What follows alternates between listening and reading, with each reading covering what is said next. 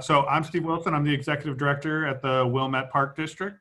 Joining us are members of our consulting team looking at Gillson Park, members of a couple of the firms that are engaged on the project. Lakota Group is the lead group. We also have Woodhouse Tanucci Architects represented here. We also have some other firms, engineering firms and ecology firms as a part of the team that are not here today. They're going to walk us through this discussion. So I'll get out of the way and I will turn it over to Andy Tanucci, who some of you might know from the new beach house project. He was the architect on that in the parking lot. So some of you have seen him in prior meetings. So Andy, take it away. Thanks, Steve. Hi, everybody. Great to see some of you again. As Steve said, Lakota's leading this particular effort, but I begged and pleaded to lead this conversation just because of our experience working on the beach house. As some of you know, and though I haven't met all of you, my name is Andy Tanucci of Woodhouse Tanucci Architects. We're consulting to the Lakota Group, who is here. Tom Martin and Deb Salmon here are the lead planners on the project. So the project that we're talking about is it's an update. It's an enhancement of this amazing place, Gillson Park.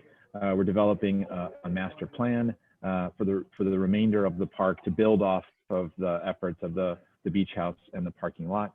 As we did with the beach house, and as we always do with these types of projects, we really want to, before we have ideas, before we draw anything on paper, we come to you and we ask for your input. And we don't lead your input or we don't guide your input. We just want your full feedback on anything and everything Gillson. It's a free form conversation. We'll see where it goes. We're really only just this far into it, and your ideas and input are essential here for us to be able to move forward. So I think with that, we'll turn it over to you, and it really can be any one of you with any topic. We've got maps. If we want to jump into some maps and look at some maps, we've got a variety of topics that we can move the conversation to and from, but I think most appropriate for you to kick it off. So anyone jump in.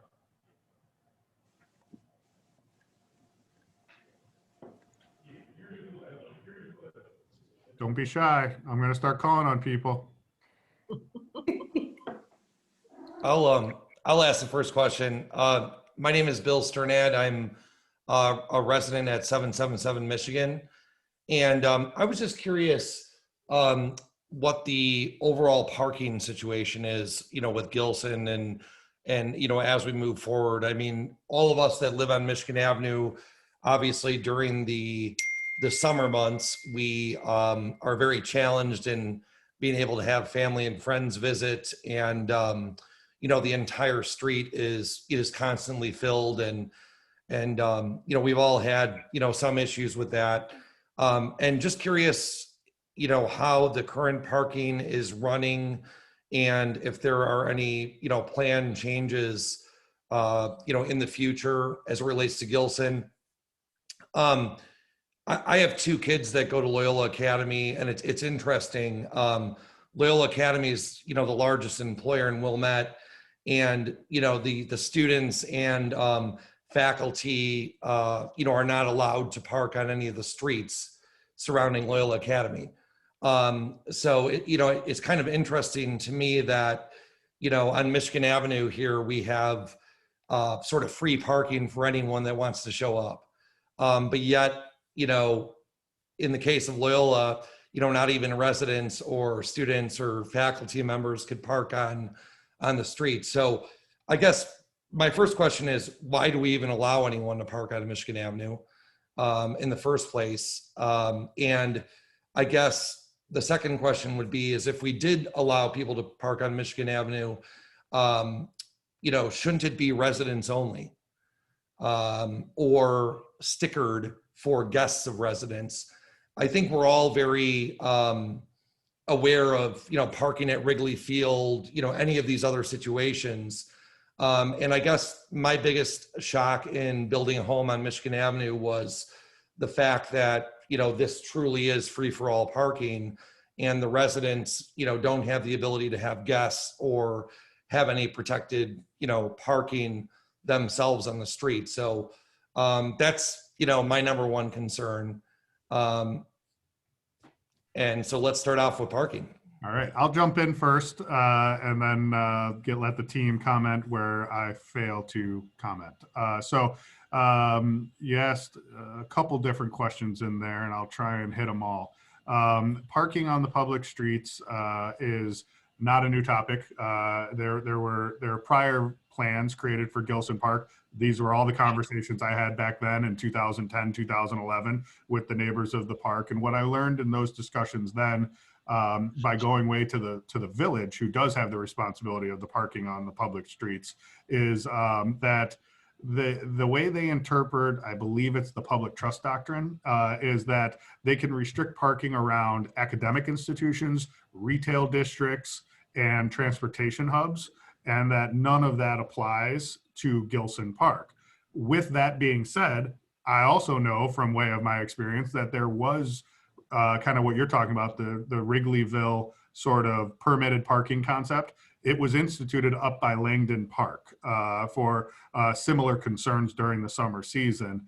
It only was in play, I think, for 1 year before the residents who asked for it to be removed, because it was actually worse than just public parking because of all the logistics they had to go through to have people come to their house.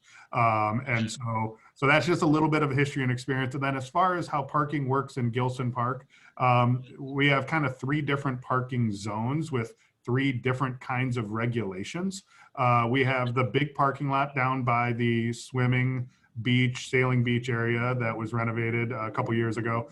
That is parking for people who buy decals from the park district, resident, non-resident decals. We also do in a non-COVID year, we didn't do this past summer, but in a non-COVID year, we do sell daily parking.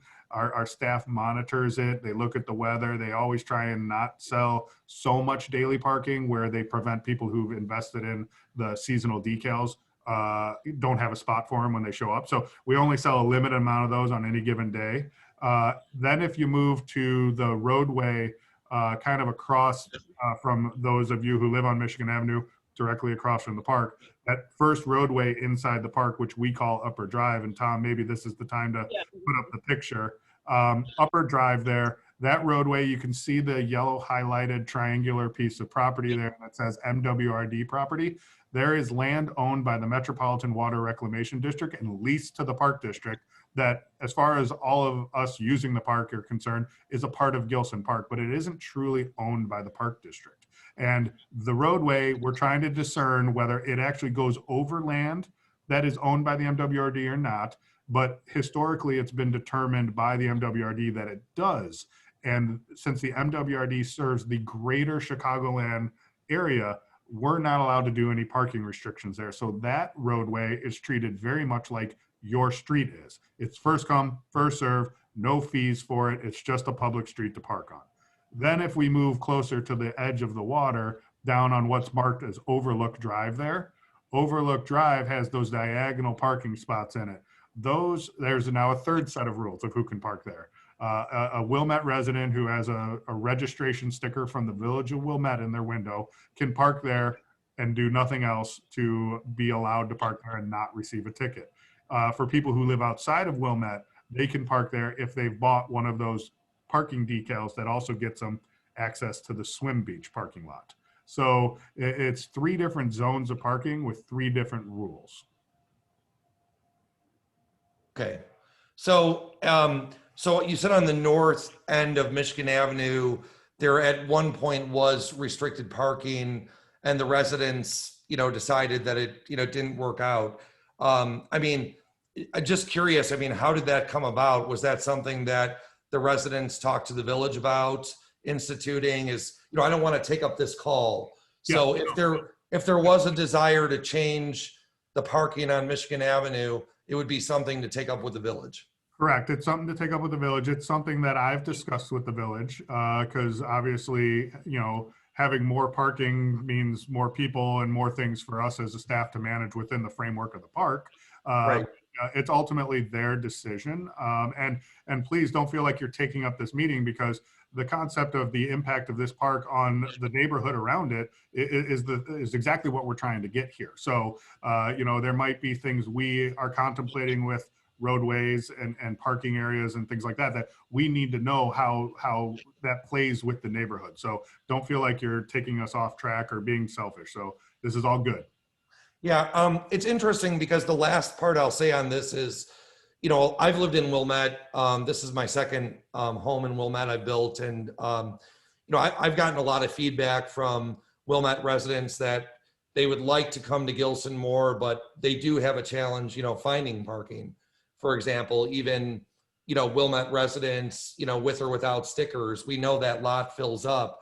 So, you know, I'm wondering if the spirit of this is to get, you know, more use out of Gillson, you know, more programming for, you know, sports camps and all the things that the wonderful things that go on there. You know, I'm wondering if there would be some sense to turning Michigan Avenue into a resident spot, you know, so meaning for Wilmette residents to park on Michigan Avenue. You'd have to work out the guest situation with homeowners, of course, but as you went through this, you pointed out areas which were for Wilmette residents, some areas which, you know, and I'm wondering if that would allow, you know, Wilmette residents to get better access, you know, to the park and, you know, be able to come down and use it without, you know, the fear of not being able to get parking. So anyway, just something to consider. Yep, no, all good thoughts. Thank you. And one other thing you said I want to touch on, just because I might have the biggest ego on this call, the Wilmette Park District's the biggest employer in Wilmette, not Loyola. Oh, is it? Okay. No, All right. Hey, Steve, this is Sarah Like, 819 Michigan. Just to follow up on the parking comment, my husband Dan and I completely agree with everything that was just said by William, I believe. I'm sorry, we're not actually on camera right now, but I actually feel like, and we live right pretty close to that center path, so in between Lake and Washington. I think it's a real safety issue. I mean, in the summer, we see cars zooming up, trying to find spots. They pull into our driveway, they're turning around, they're backing up. I mean, we have seen kids almost run over on multiple occasions because people are trying to get those few spots. So I mean, it's a huge problem. And I mean, I feel like we could spend this entire meeting talking about the parking, but I think it's enough of a, I've heard from other neighbors from our block of Michigan that it is a big enough problem that it almost seems like maybe there could be a meeting that you guys help broker between the village and the park district and us to just have a focused meeting on the parking situation. I mean, and frankly, I mean, you know, we have a driveway. It is, I have teenage kids who are drivers.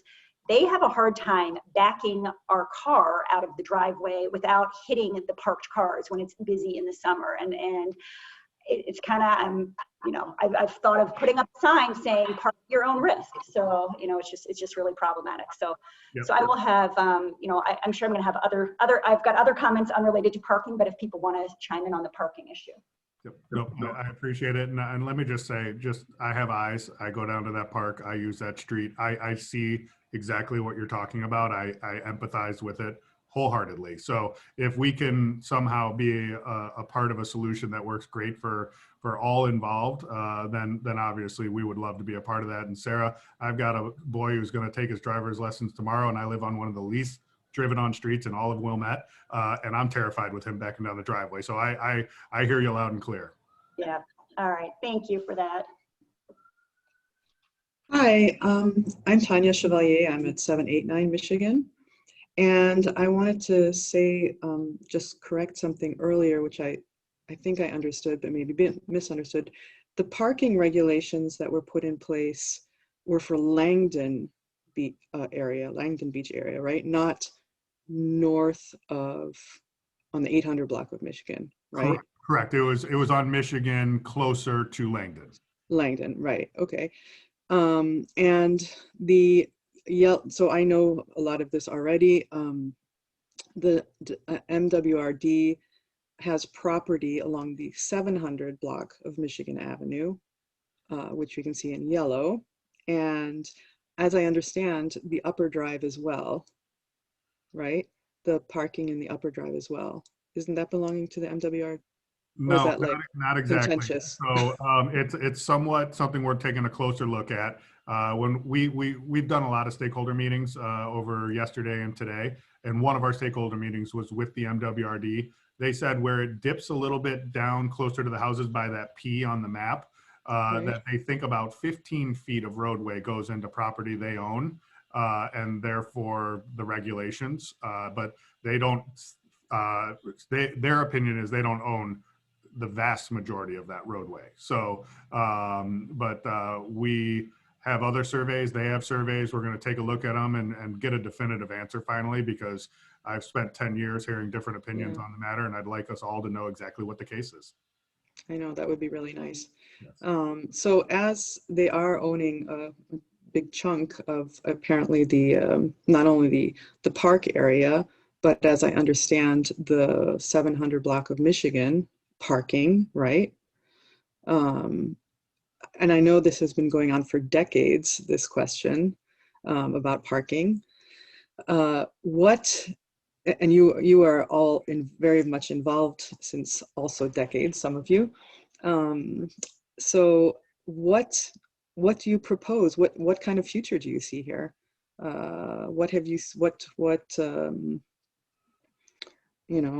Opening do you see that is a possibility for us to resolve some of these parking issues that we and my parents, who've lived here for 40 years now, have seen. Yeah, it's never ending, basically. Yep, it is never ending. I don't know if I have solutions to propose. Like you said, some of us have been doing this for a while. This is not a new conversation for me personally. If I had a silver bullet, I would have used it a while ago.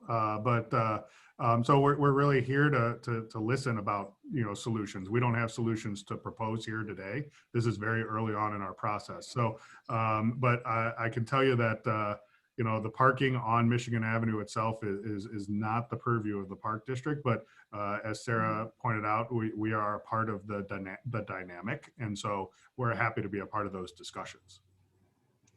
What is the MWRD saying about that area? I don't believe they say they have any ownership of a public street. No, I think their ownership stops. The public right of way is the village of Wilmette. So I don't think they do not have jurisdiction over that Michigan Avenue piece of parking. It was just that little blip that near that parking P on Upper Drive, where they felt that they may have had a little sliver that is 10 to 15 feet in length on the edge of Upper Drive. But as Steve said, that's something that we're kind of needing to clarify and get to the bottom of.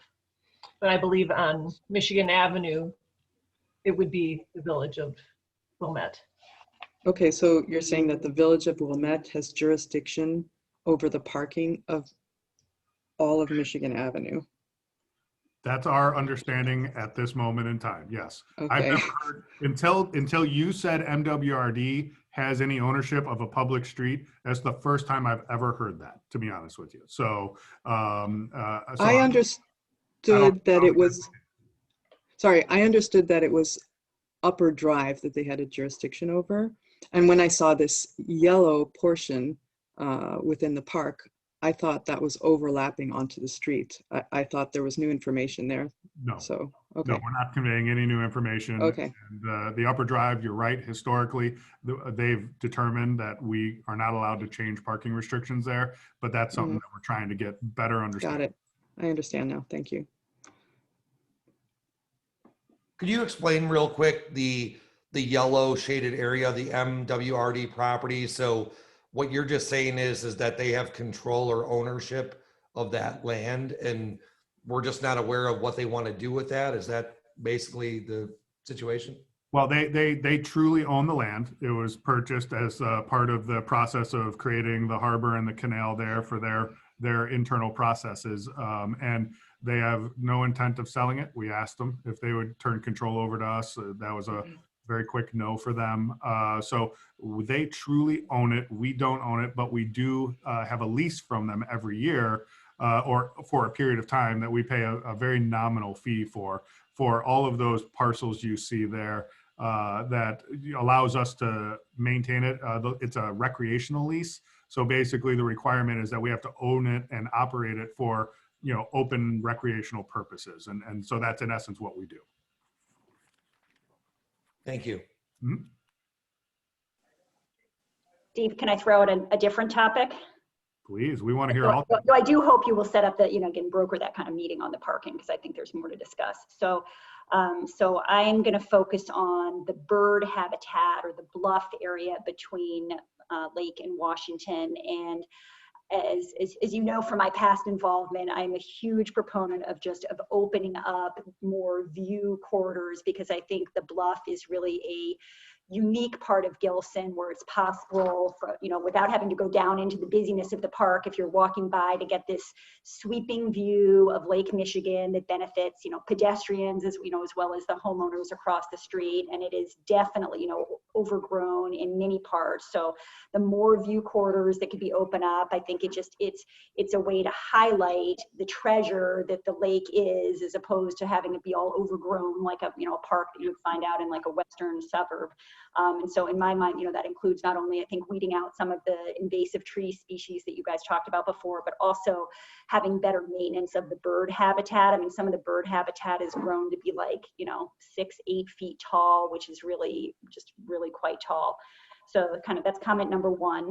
Number two, I heard some reference quite a while back, and I'm not even sure if this is in any current thinking or planning, but an idea of putting a fence around the bird habitat. And I do not support having any kind of fence, along that part. Maybe the fence would be more where the wildflower garden is, but I do not support any kind of fence.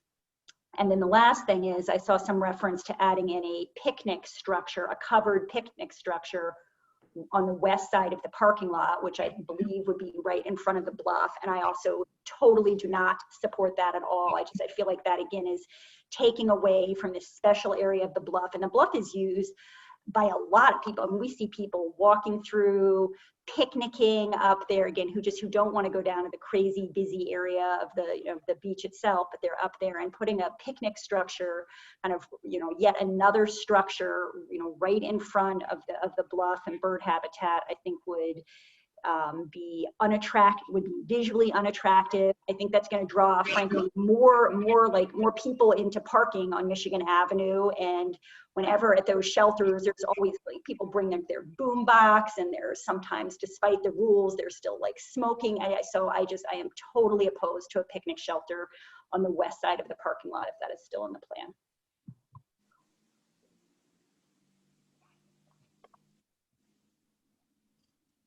Thank you. I have another question. This is regarding just the erosion situation. Obviously there's been a ton of erosion, with the SAISH and everything going on in the water, on the lake there, and, also going in the harbor. I belong to Sheridan Shore Yacht Club and have a boat down there. And I guess the question is, what is the village or park district, working with the Army Corps of Engineers or anyone to assess the substantial amount of erosion and what could be done with that? Yes, we engaged an engineering firm, a coastal engineering firm, and they did analysis, made proposals and presentations to the Board of Park Commissioners for some of the areas, both at Gillson and Langdon. We looked at the costs, we looked at the benefits, we looked at the lake levels that are actually in decline over the last 12 months. We met with the village engineers and water plan in one of these meetings, and they said we're down about 8 inches as compared to this time last year. So with all those factors together, we decided not to spend what was a pretty significant amount of money on Gillson, but we are pursuing rebuilding a revetment down at Langdon. I know that's not Gillson. It's not what we're here to talk about, but I want to let you know what we are doing just as a resident. Okay, sure. Because that area be on the beach between that is, you know, the public area, what I would call the public area that you really can't swim in. Yeah, that whole area where you're moving the cursor now. You know, that area has, the beach has completely changed there. I mean, there used to be bluffs and now it's just literally like all sand. And do you know if is the intention of that area long-term to make that not a swimming area and to just make it a beach area? Is that what the intention is there? I think our intention always is to try and serve the community as best we can. And, Okay. you know, the historical use of that beach has been just a walking beach, just kind of free and open to anybody, not paid admission, things like that. But I don't want to go on record saying that it would never be something different somewhere down the road. People have very strong feelings about keeping it open. There's people who have very strong feelings about other things they'd like to do with it. And we try and be as responsive to our community as we can. So if you have ideas, we'd love to hear them. Okay. Yeah, I was curious as if it's a unique space. It's you know, it's very large now because the sand, right? I mean, it's become a huge beach just because of the erosion. So I was just curious if there were any plans, but appreciate it. So Let me ask you, I guess, like a specific question about that area. You mentioned that there were dune grasses and a lot of them were kind of eroded away during the storm about a year ago. Would you prefer to see a return of that dunescape? Would you prefer to see it more of an open sandy beach? What would be, you know, your preference on it? I mean, so the natural, if you look up and down the lake, you know, both in Illinois and Wisconsin and even in Indiana, the natural frontage is more of a dunescape. I mean, that's the way it looks. I had a home for 10 years on Lake Michigan in Wisconsin, and we had a natural, you know, dunescape like that. So, you know, I think if the objective is to restore it to the natural way that, you know, this property looks like on Lake Michigan, then you'd want to, you know, rebuild those dunes. With that said, with the dunes gone now, it creates a massive beach front. So, you know, I feel like there are going to be a lot more people going there just because there's so much more open space. So, you know, that may or may not present more of a, I don't want to say policing, but, you know, sort of watching what's going on down in that space, because I think it's going to be a lot more full with the wide open space that's there now. So, I think it's all fair and accurate. Thank you. yeah, but obviously there's a gigantic cost to doing these things, and we don't know if it will be washed away a year from now. So, you know, we do have an environmental planning group on our team that is taking stock of what these sorts of spaces look like and trying to do some analysis work as to how we might be able to help fight back against the degradation of these sorts of shorelines and dunescapes. okay. And does this committee or that we're talking about right now, do you have the availability of like police records in Gillson Park? And the only reason I bring that up is because, you know, there's definitely been, we talked about parking earlier, but there's been some serious situations, you know, that have happened. I mean, there's a significant amount of police activity, you know, around Gillson Park. And I'd like to spend a couple minutes talking about security and, you know, what we could do to, you know, better, you know, enhance the security, whether it's lighting, additional patrolling, you know, et cetera, since we do have a huge swath of people, you know, coming to the park. So, you know, I have a camera system outside my house. 4 times last year, I've provided footage to the police. You know, I'm not going to get into all those situations right now, but, you know, there's been a significant amount of activity. We had pedophile activity last year, you know, that was reported. So we definitely get some unsavory people that are out in front of our residences in Gillson Park. And I'm wondering if the park district is keeping track of that activity, you know, determining a way to, you know, make that better and safer. And if there's any other security things we might discuss. So definitely something that our planning crew here are keeping in mind. Safety is always something that we look at in all forms of safety. I can tell you that we work very closely with the police department. They're very responsive to us. So the staff down in the lakefront, they all have both the non-emergency and the emergency number to get officers down there. Often when you see officers in that space, it's because someone on our staff called. When there's larger incidents, they loop in management of the district, including myself, so we can hear about it and know about it and put that into our day-to-day operational planning. And we have increased our surveillance, especially last year, the beginning of the season with COVID. The public open spaces became even more sought after, and we had management staff down there on Friday, Saturday nights, Thursday nights. We were monitoring specific social media accounts that were blasting out to hundreds of followers that we're going to have a party at Gillson. And we were very proud of ourselves when the first post was, "This party sucks, we're going to Evanston," because we managed to rain on their parade. And so we try our best, but yes, you're right. It's a large open public park. We draw in a lot of people. All parks do. But we do our best to try and keep it as safe as possible, but definitely a part of our planning going forward. yeah, and Steve, I do want to say you guys did a great job, last year.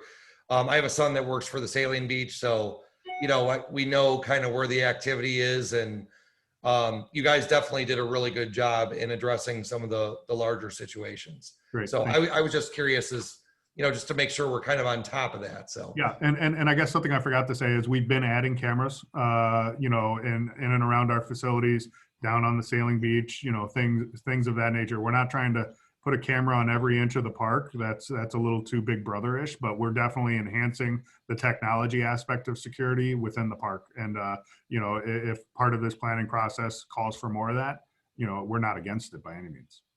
thank you. Mm-hmm.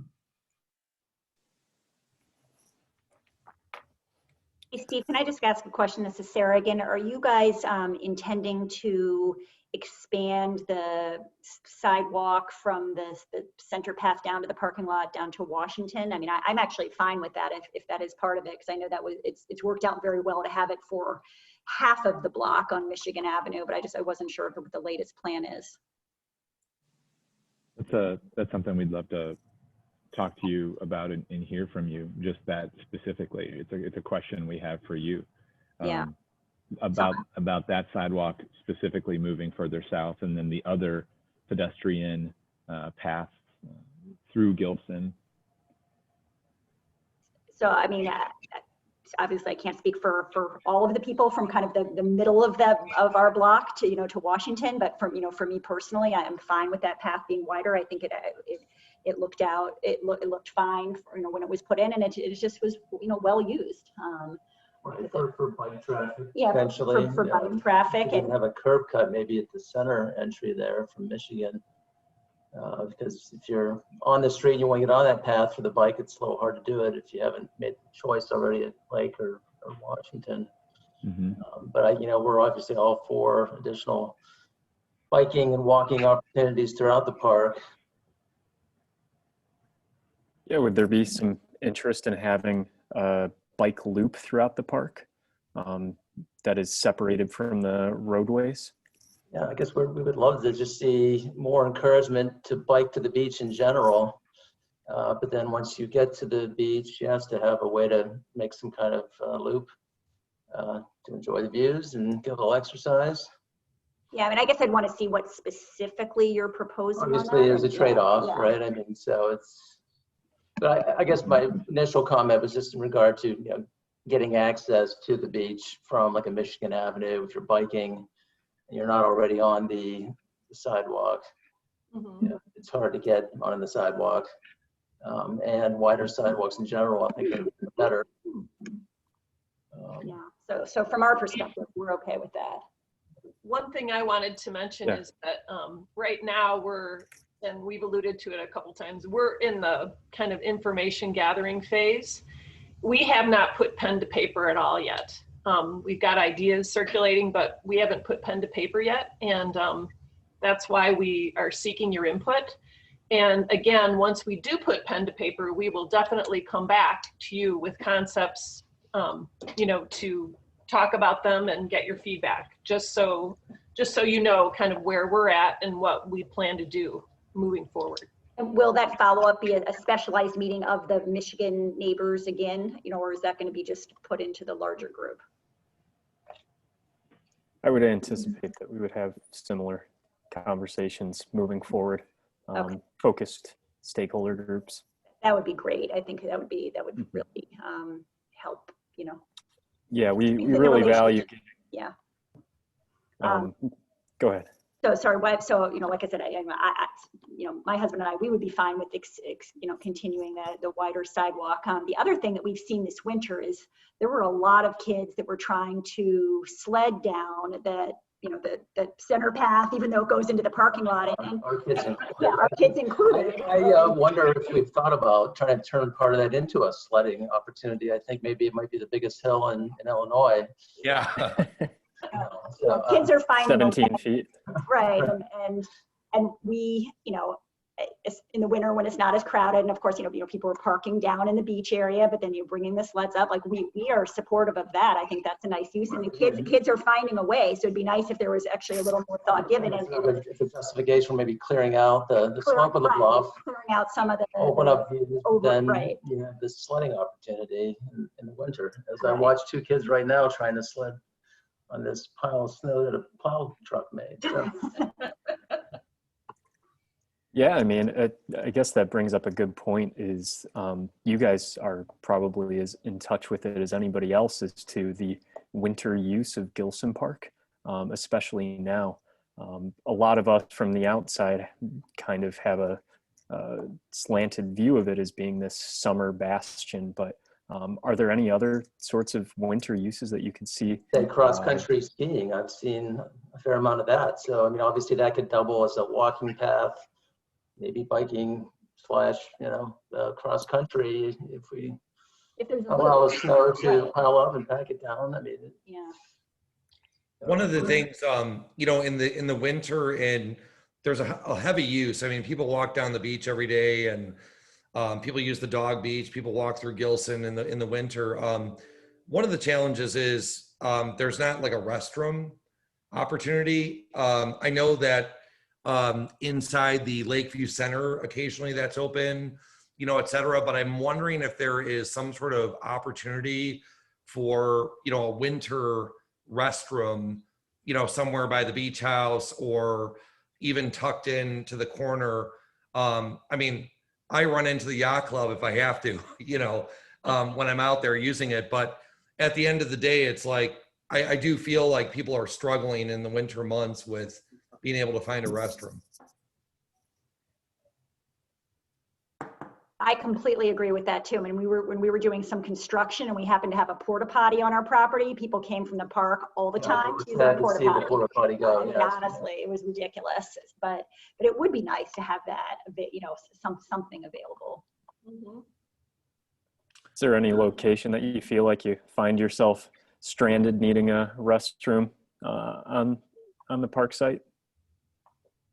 I would just say that people, of course, drive into the parking lot, you know, during the winter months. People obviously, they sort of eventually will come down to somewhere near the beach house.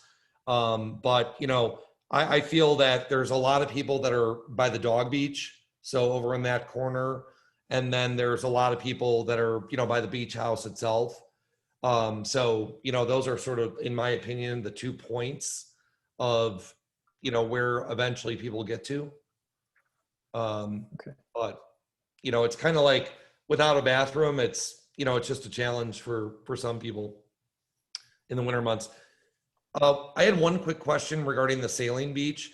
Obviously you guys have done a beautiful job architecturally and building, you know, all of these things out. Is there any, I know there was a second stage with the sailing beach. Is there any discussion of, you know, building out something there as opposed to like the little shack that's there and the, you know, the tower, et cetera? Is there any talk about, you know, making that look more like the beach house and maybe improving the bathroom situation You know, that Saline Beach is pretty heavily used in the summer, and you know, not only by people who are members of the Saline Beach, but also by, you know, just a lot of people who are not in the public beach, and they set up all their chairs and everything. And I always feel like it's, you know, really congested. And just wondering if there's any opportunity for enhancement there. Yeah, we heard from the sailors this morning, and they expressed some similar thoughts along those lines. So definitely something we're looking at. Okay. Can I make a remark, please, about the bathroom situation? I know that we have porta potties, a bunch of them, along the, let's see, by behind the tennis courts, going down to the lakefront. I think one of the reasons that, are they right there? Yeah, porta potties there, and by the middle drive as well, there are porta potties. Looking, no, sorry. There are also porta potties by the middle drive, overlook drive at the end right there. Okay. In the summertime, aren't they? I think they're there in the wintertime as well. One of the issues about putting a permanent toilet or a restroom in the park over here is that it would be unmonitored. And that was an issue as far as people, you know, doing things that they shouldn't be doing in an unmonitored restroom. So the porta potties were determined to be the safest alternative. Yeah, that's a thing that needs to be considered. Absolutely. Whereas, you know, the beach house, those restrooms are open. There are lots of people around there. It's monitored during the summertime. You know, you don't have drug dealers going in there doing their business. Where it's kind of it's a little more concerning to build something that's unmonitored elsewhere in the park. Yeah, it's a tough thing in a park. We've heard people ask for four-season bathrooms too. So there's obviously a reduced not only usage but staff in the winter time. So it's a delicate balance.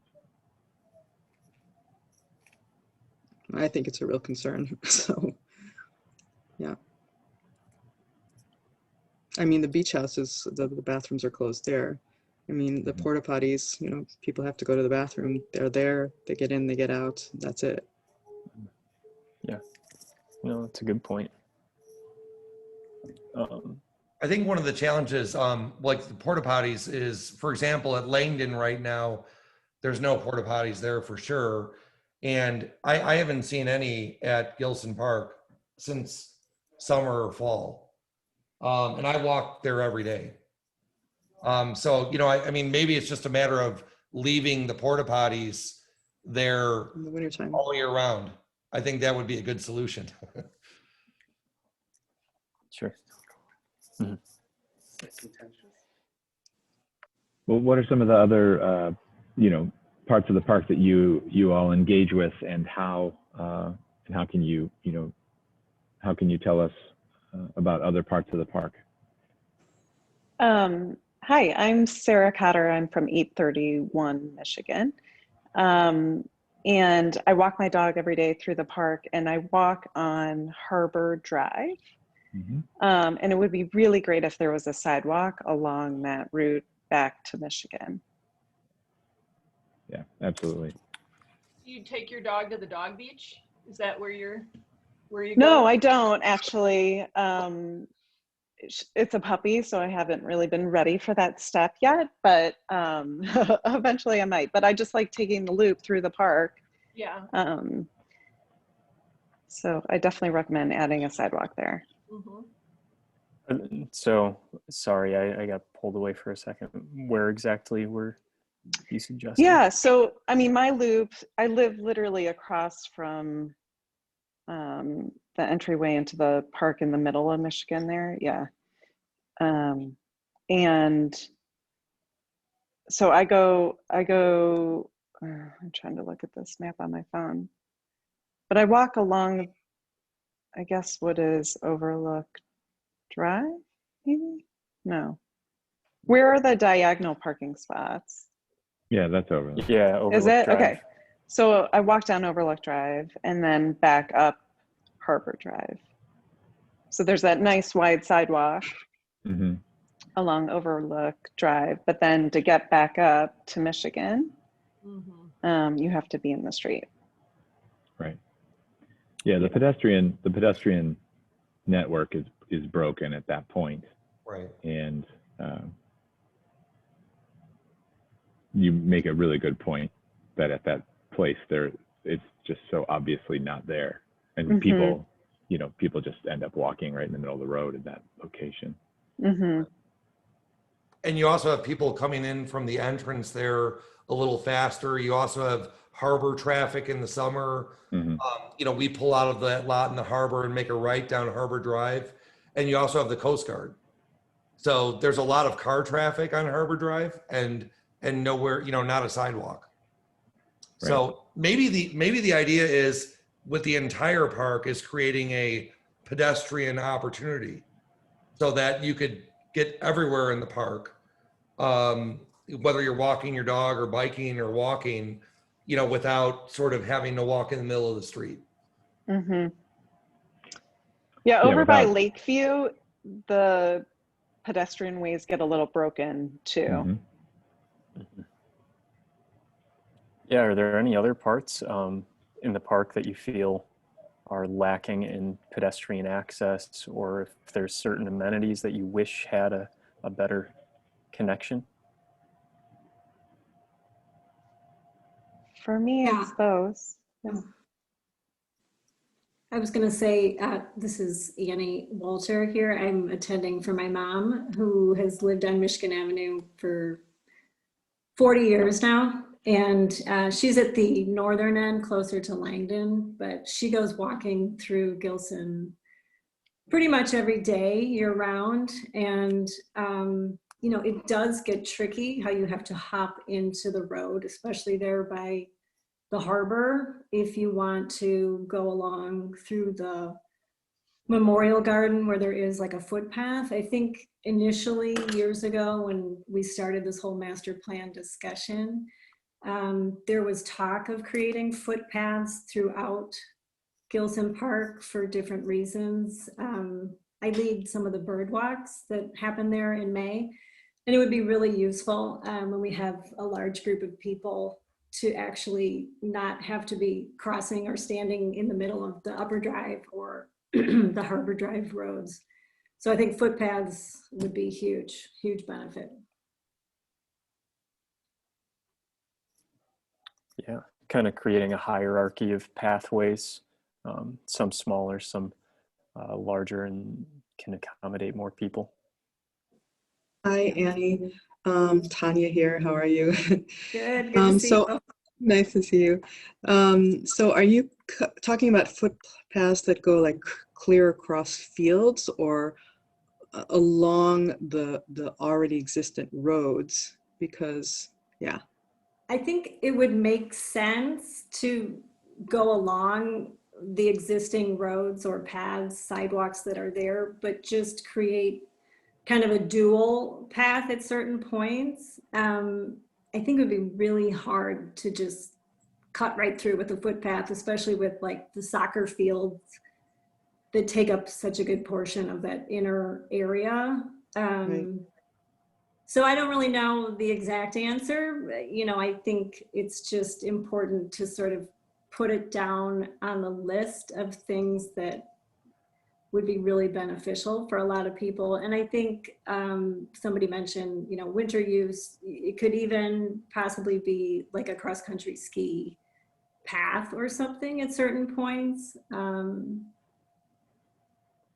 think we're hearing you say a few interesting things. The park is obviously littered with roads, but it doesn't have a connected pedestrian network. So without adding, even more pavement, how can we make a connected network? How can we connect the landscapes in a kind of subtle, nuanced way that don't have you jumping between roads and sidewalks? That makes total sense. Yeah. Like the wildflower garden that is at the top of Wallace Bowl has little paths. I think they're gravel. Mm-hmm. They might be wood chip. I'm not sure.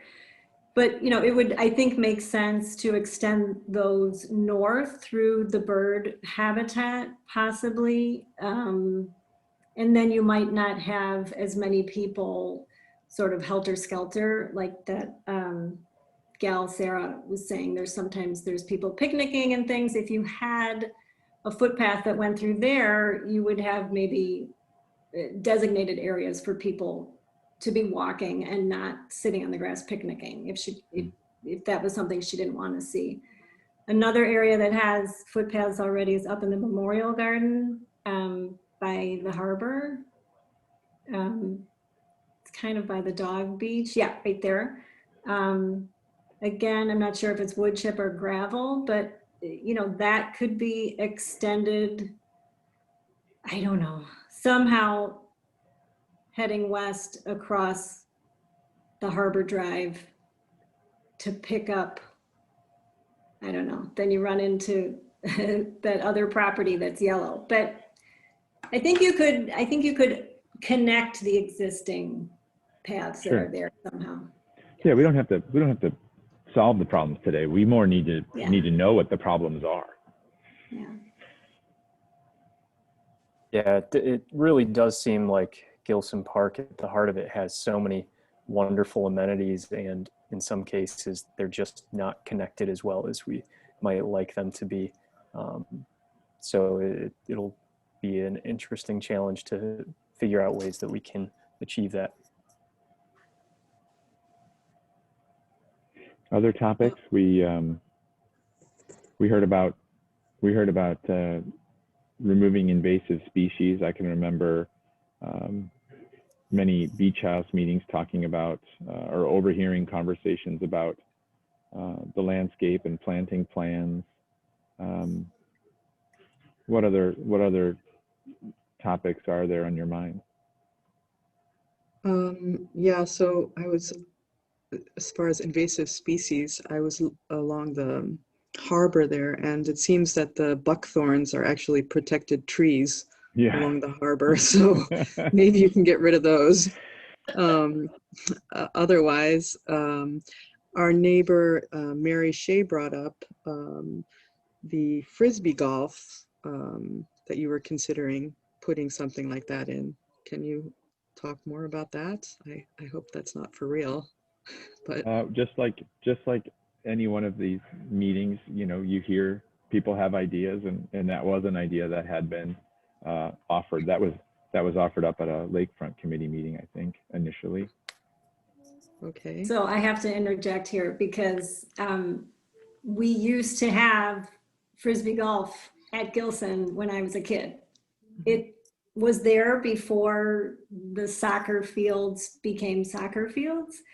It was mostly along that yellow area that is the water reclamation, whatever district property. But it did go into the open meadow area. So the pendulum always swings back and forth, what I would say. It was definitely not appreciated by the residents for sure. And even I think I played it once, you know. Yeah.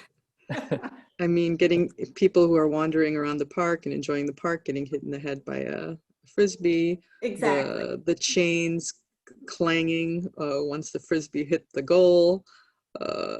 People screaming wildly, or it was something to behold for sure. So we are not supporters of that either. So I don't. You're going to find any Michigan residents who are supporters of that. Agreed. Well, is there anything else? We're kind of coming up on the end of our session here. Are there any other major points that we want to discuss?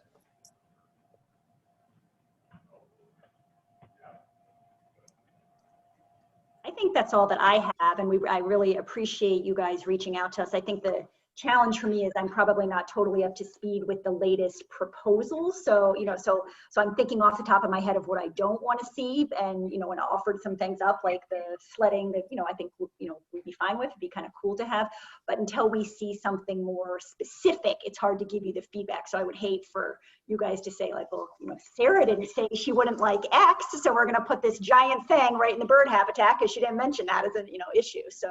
So I think the more that you can just keep the dialogue open and come back to us with what, some of the specific direction is, then we'll be able to give you more. Yeah, Well, I mean, it's absolutely our intent. I didn't hear Sarah say no to a Ferris wheel, so let's go with the Ferris wheel concept. No, thank you. No, you're right. It's easier to react to proposals and plans and concepts than to just talk about the park. But we do appreciate you helping us hear your experience with the park, living there, using it as users of the park. It helps us as we talk about things throughout the planning. And yes, this is the start. This isn't the end. We're going to have an open house virtually, unfortunately, on February 18th at 5 o'clock. Our marketing team's about to pull the trigger on a lot of marketing and getting it in your email inboxes and on our website for people to register for it. So look for that. As things are developed, we're going to come back. We're going to have these kind of conversations, larger conversations with the community, and try and make a really good plan that we can look at over the upcoming years and try and make this gem of a park even better for everybody. So thank you again. Thank Thanks, you. Steve. Thank you. Thank you. Thanks, everybody. Thanks, Good to folks. see you. Good to see you, Steve. Take care. Bye-bye.